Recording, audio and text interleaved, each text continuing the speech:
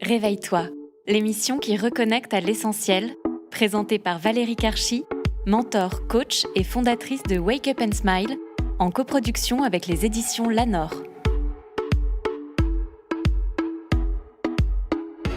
Mes très chers auditeurs, bonjour, heureuse de vous retrouver depuis nos studios parisiens dans Réveille-toi, l'émission qui reconnecte à l'essentiel pour éveiller et réveiller des dimensions encore insoupçonnées en vous. Aujourd'hui, je reçois une auteure, coach formée à la PNL et à la gestion des émotions, à la loi d'attraction et à la biodanza, également conférencière et formatrice, qui vient nous présenter ses derniers romans, Julia et Sébastien, et heureuse retrouvaille, le tome 2, la suite. Bienvenue Valérie Richard. Bonjour. Alors aujourd'hui, je vous reçois pour vraiment venir nous présenter ces deux ouvrages qui sont magnifiques, deux romans qui vraiment vont nous parler du couple. On va vraiment voir un petit peu l'évolution des mœurs au sein du couple. On va d'abord commencer par la question rituelle de l'émission. Quel a été votre plus beau réveil ? Mon plus beau réveil, je pense que c'est la première fois que j'ai fait de la biodanza. J'ai toujours aimé danser et je me sentais à l'étroit. J'aimais pas la musique des boîtes. Et là, tout d'un coup, c'était waouh, comme si mon corps prenait toute sa place. Une joie qui est arrivée énorme. Waouh, ça se sent sur le plateau. Je ne sais pas si vous le sentez, mes très chers auditeurs. Alors justement, Julia et Sébastien, donc naissance d'une relation, on va aller dans le vif du sujet parce que c'est très très intéressant. On voit que les hommes et les femmes ne parlent pas le même langage, hein, Valérie, ça on le sait. Et vraiment dans ce roman, on va apprendre comment fonctionne l'autre sexe finalement. On a vraiment, un point de vue féminin et un point de vue masculin. On a vraiment dans ce roman qui est vraiment d'une originalité hyper intéressante, je trouve, le fait que chaque chapitre soit vraiment relaté dans les deux dimensions, en fait. C'est très intéressant. Souvent, en l'écrivant, j'avais des images, comme si il y avait un film qui était tourné, et de voir que... il y a des interactions entre un homme et une femme et il y a ce qu'on pense à l'intérieur qui est souvent tellement différent. Et ce qui est génial, c'est que je l'ai écrit avec un ami, donc Bruno Couturier. Et notre sujet de discussion favori dès qu'on se voyait, c'était l'amour et le couple, tout le temps. Et donc là, pour écrire, comme il est loin, on s'envoie des chapitres. Et parfois, je me dis, j'ai écrit un chapitre là sur une situation, j'ai hâte de voir ce que l'homme pense. Et quand je lis, je dis, il pense rien. Ah bon, il pense rien. Et c'était vraiment drôle. Et moi, j'en mettais des tartines. Et je dis, vraiment, on pense vraiment pas de la même manière. Non, alors justement, dans ce roman de Julia et Sébastien, je vous le montre à l'écran si vous regardez la vidéo, mes très chers auditeurs. On a vraiment possibilité d'en savoir plus au fil de l'histoire. On a de véritables outils de développement personnel qui sont distillés comme ça tout au long du roman, afin de nous donner quelques pistes pour vivre notre couple idéal. Alors, est-ce qu'on peut en partager certains, Valérie ? Alors, il y a un outil que je conseille vraiment à tous les couples, et d'ailleurs certains se sont inspirés de ce livre et l'utilisent pour leur plus grand bien et pour le plus grand bonheur de leur couple, c'est de faire régulièrement. Moi, je préconise une fois par semaine, en fin de semaine, le vendredi par exemple, pour passer un bon week-end, et d'avoir un temps de parole chacun. Et c'est très important parce que je sais que beaucoup de femmes se plaignent que leurs hommes ne parlent pas, sauf qu'elles ne les laissent pas vraiment parler non plus, et qu'elles ont tendance à monopoliser la parole ou à les interrompre, ce que j'ai fait aussi. Et là, c'est un temps de parole. Par exemple, on met 20 minutes chacun. On chronomètre, c'est vraiment 20 minutes. Et je me rappelle la première fois que je l'ai fait avec mon compagnon, j'ai dit, voilà, moi je vais parler pendant 20 minutes. Je parle de moi, tu m'interromps pas, et ensuite je t'écoute. Il me dit, moi, j'ai rien à dire. Je dis, c'est pas grave, je vais t'écouter pendant 20 minutes en silence. Au bout de 3 minutes, il a commencé à dire quelque chose, puis quelque chose. Et voyant que je l'écoutais totalement, que je l'interrompais pas, que je ne répondais pas, il m'a dit, mais des choses que j'avais jamais entendues. Et avoir cet espace-là où on est complètement écouté, reçu, accueilli, c'est énorme. Et là, on rentre dans l'univers de l'autre parce qu'on écoute vraiment sans songer à la réponse qu'on va lui faire. C'est très intéressant. Alors justement, cet univers un peu plus profond, on en parle beaucoup dans l'émission Réveille-toi, puisqu'on a vraiment cette double lecture ici, vraiment plus en profondeur et puis un petit peu plus concrète. Donc ça fait penser au féminin, au masculin. Justement, on en parle très souvent dans l'émission. Justement, est-ce qu'on peut en savoir plus sur comment en fait fonctionne plutôt le masculin au niveau du sexe masculin, l'homme, et le féminin, parce que justement, on n'a pas la même façon de parler. On disait en off tout à l'heure que l'homme, c'est vrai qu'il est beaucoup plus dans sa grotte en principe, donc c'est vrai que lui laisser ce temps de parole, c'est vrai que c'est vraiment lui laisser un espace finalement pour s'exprimer. L'exercice est très intéressant, mais on va quand même vers un nouveau monde sur différents points dans notre société, parce qu'il y a beaucoup de choses à changer et retourner vraiment au cœur des choses. Là, dans le couple, on sent qu'il y a quand même aussi énormément de changements. Comment on peut aller toucher justement à cette part un peu plus féminine, un peu plus sensible, un peu plus invisible chez l'homme, qui justement a peut-être été interdit pendant tellement de siècles de montrer cette part-là. Alors, finalement. je pense que cette part féminine, que l'on soit homme ou femme, elle a besoin de s'exprimer, parce que les femmes dans notre société sont aussi très masculines. Le masculin Exactement. a tellement été valorisé. Alors parfois, je sais qu'il y a des hommes qui me disent « Mais moi, je ne me reconnais pas dans ces stéréotypes parce qu'ils ont une grande part féminine. » Et je leur dis « Et tu vas pas dans ta cave quand tu as un problème ?» Et là, ils me regardent et disent « Si. » Donc, même si un homme a beaucoup de féminin, alors c'est sûr que je dis beaucoup de généralités sur les hommes et les femmes, mais globalement, tout dépend du pourcentage de féminin et de masculin qu'on a à l'intérieur de soi. Mais il y a aussi un conditionnement. Donc, moi, j'ai 2 filles et un garçon. J'ai bien vu la différence. Il y a un moment où le garçon, quand il est adolescent, s'il a un peu de féminité, il se fait clouer au pilori. Ouais. Une fille, elle peut se mettre en jean, en basket, elle peut s'habiller en garçon. Elle a le droit. Un garçon, il n'a pas le droit à avoir du féminin. Il doit montrer qu'il est fort. Et même encore dans cette société aujourd'hui. Cela dit, il y a une émergence du féminin et de plus en plus d'hommes accueillent cette part de féminin et osent la revendiquer d'ailleurs. Mais tout le monde, je pense, a besoin de travailler sur son féminin, d'apprendre à accueillir, à se centrer, à écouter son intuition. Donc c'est tout un travail que l'on a à faire, que l'on soit homme ou femme. Exactement, et je pense que dans le couple, la relation du couple peut vraiment mettre en exergue cette part féminine plus sensible, plus créative, plus créatrice, qui va permettre justement de souder peut-être un couple, de vraiment amener quelque chose de différent dans le couple comme on le connaît aujourd'hui. Parce que cette part féminine, c'est celle qui sait ce qu'elle veut, qui est inspirée, qui réfléchit, et la part masculine agit. Comment créer un couple si on n'est pas capable de se dire « voilà ce qui m'habite, voilà ce que je ressens, voilà quelles sont mes émotions ». Alors, même si on a l'impression que les femmes sont plus connectées à leurs émotions, finalement, elles n'en parlent pas beaucoup plus parce que les émotions n'ont pas vraiment leur place dans notre société. Donc, c'est apprendre à dire à l'autre « voilà, quand tu me dis que tu ramènes le pain, que tu l'as oublié », je prends un exemple basique, Oui. mais que tout le monde connaît. Moi, je comptais sur toi et je suis déçue, ou je suis en colère, ou je suis énervée.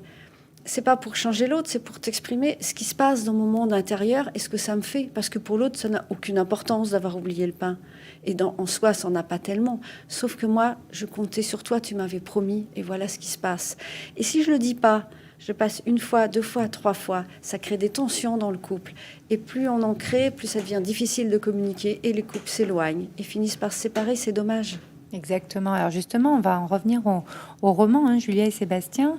Il y a vraiment une forte attraction entre les deux. Ils sont célibataires, trentenaires. On sent que c'est le début d'une relation, etc. Vous pouvez nous expliquer un petit peu comment ça se passe dans ce tome 1, puisqu'on a Heureuse retrouvailles qui est le tome 2, Julia et Sébastien. Alors, c'est vrai que l'attraction physique, c'est toujours ce qui joue beaucoup pour beaucoup de couples. Et là, il se voit une soirée et elle le repère tout de suite, puisqu'il a un côté un peu Robert Redford. Et elle est avec ses amis qui rigolent et qui lui donnent un challenge, c'est d'oser aller lui parler. Et elle ose aller lui parler. Et il y a une magie qui se passe. Et puis, ça continue, quoi. Tous les deux, cette attraction. Et en même temps, ils ont un peu peur parce qu'ils ont été blessés dans leur relation passée. Lui sort d'un divorce, elle d'une relation aussi. Et ça, beaucoup de gens le ressentent. C'est-à-dire, on a peur de reproduire dans nos relations futures ce qu'on a eu dans le passé, en fait. Exactement. Alors justement, on a vraiment cette sensibilité dans le roman qui est intéressante parce que ça va vraiment avec notre temps. Ben voilà, et c'est vrai qu'il y a pas mal de personnes, soit qui ont divorcé, qui sont séparées. Il y a tout ce passé à aller traiter, on va dire. Est-ce que au niveau du deuxième tome, Heureuse retrouvaille, on a cette suite justement qui fait que Heureuse retrouvaille, on a bien compris qu'ils vont aller se retrouver.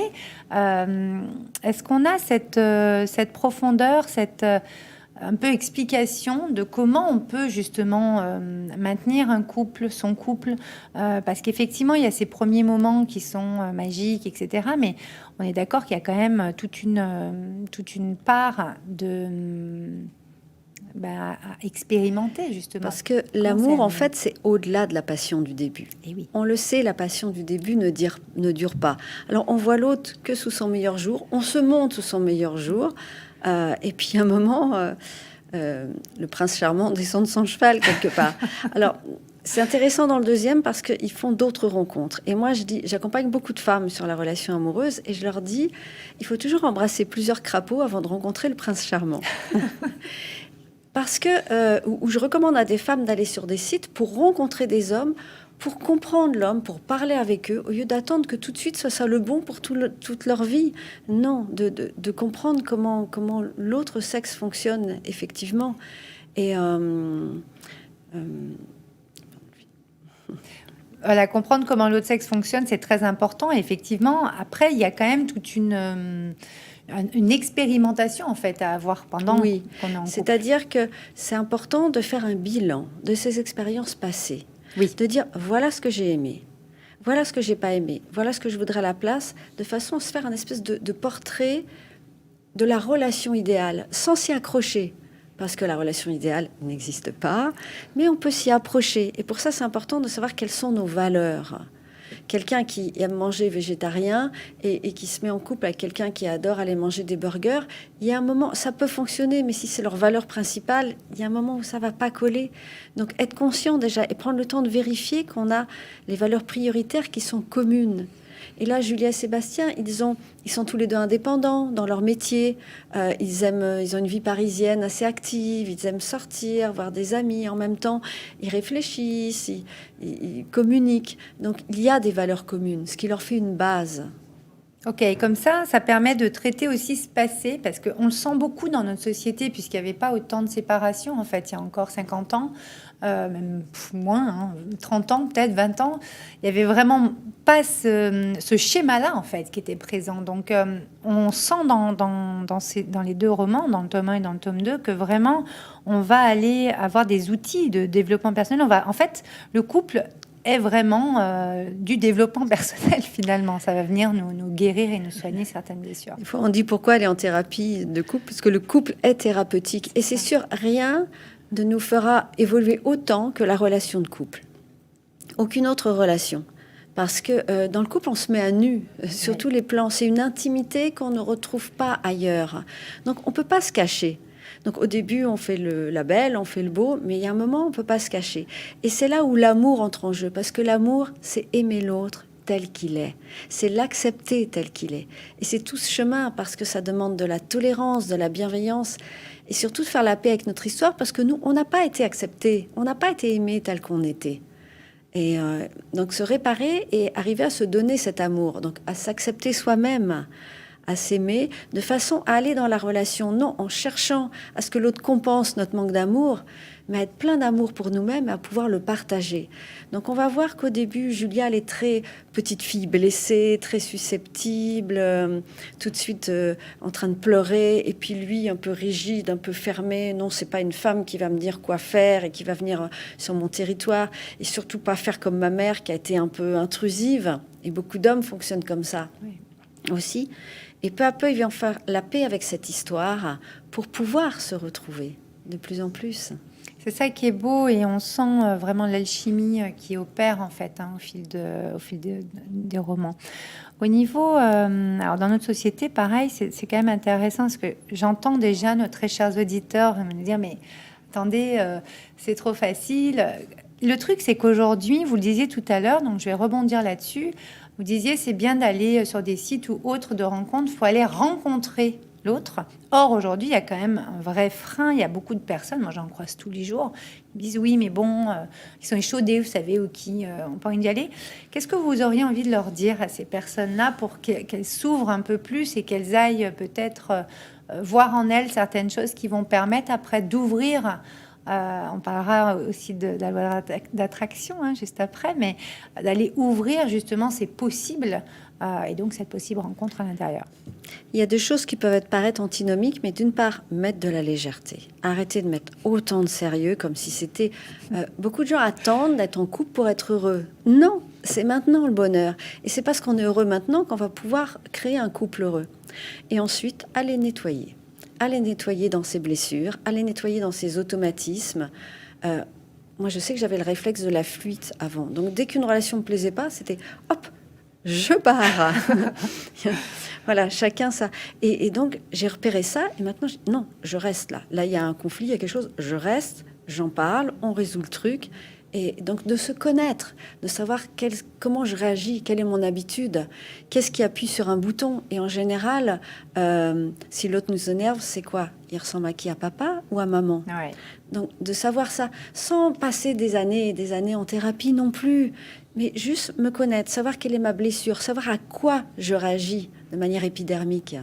Exactement, c'est très très intéressant justement et je pense qu'on le dit assez, on le dit beaucoup dans l'émission, effectivement aller se reconnecter à soi, aller vraiment avoir le courage, le courage c'est le cœur et l'action du cœur, d'aller voir en nous qu'est-ce qui se passe pour ensuite pouvoir le déployer dans un couple. Je pense que c'est vraiment très beau. Alors, dans Heureuse Retrouvailles, je vais vous le montrer à l'écran également, le livre, le roman sort le 20 avril 2021, le tome 2 de Julia et Sébastien. Vous aurez bien entendu en description tous les liens pour pouvoir commander déjà Julia et Sébastien, le tome 1. Je vous le remontre également.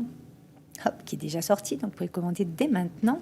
On va parler un petit peu de loi d'attraction et de la magie des intentions, parce que vous avez écrit également, je le montre à l'écran, la magie des intentions en 7 jours, un processus simple d'évolution. Moi, j'ai envie d'en parler parce que justement, ça va très très bien avec Julia et Sébastien. On a vraiment Est-ce qu'on a vraiment besoin de poser une intention pour faire une rencontre? Eh oui, pour tout. Mais spécialement pour une rencontre. Si on va dans la rencontre en disant « bon, je verrai bien ce qu'il y a à vivre », eh bien effectivement, on verra ce qu'il y a à vivre, mais l'intention va conditionner nos paroles, nos actes, nos pensées. Et c'est important de savoir quelle relation de couple est-ce que j'ai envie de vivre, qu'est-ce que j'ai envie de partager, où est-ce que je veux aller. Parce qu'à partir du moment où on pose l'intention, toute la vie concourt à nous aider à réaliser notre rêve. Alors, comment on fait pour poser une intention? Donc là, dans ce livre, c'est un peu différent parce que tous les jours, il y a une intention. Aujourd'hui, on est lundi, c'est le jour de l'acceptation. Super. Donc, tout ce qui va arriver aujourd'hui, c'est je l'accepte. Et c'est intéressant parce que ça permet d'intégrer à l'intérieur de soi des qualités comme l'acceptation, mais la joie, la paix, l'amour, parce qu'on a besoin d'ouvrir notre cœur. Après, on peut également poser des intentions pour chaque acte de la vie. Si je prends la route, décider que la route est fluide. Okay. Si je rencontre un homme un soir, décider que la soirée se passe bien. Et donc, parce qu'on est créateur, en fait. La vie est le reflet de nos pensées. C'est ce principe-là. Donc, je fais attention à ma façon de penser. Et je me dis pas, j'ai déjà vécu des histoires d'amour, ça s'est mal passé, donc les prochaines vont mal se passer, c'est même pas la peine que je commence. Oui, ça, on l'entend souvent. Je vois beaucoup de personnes qui fonctionnent comme ça. Et je dis, mais quel dommage. Tout ça parce que tu as peur de souffrir quelque part. Mais si ta vie était motivée par la recherche de plaisir, de bonheur, et que tu files dans ton environnement uniquement ce qui te rend heureuse ou heureux. C'est pour ça que ce cycle de 7 jours, c'est vraiment une expérience sur 7 jours à reconduire lors d'une situation de crise ou à volonté. Et en fait, on va aller ancrer en soi des nouvelles habitudes finalement qui vont pallier à des choses qui peuvent venir nous chercher.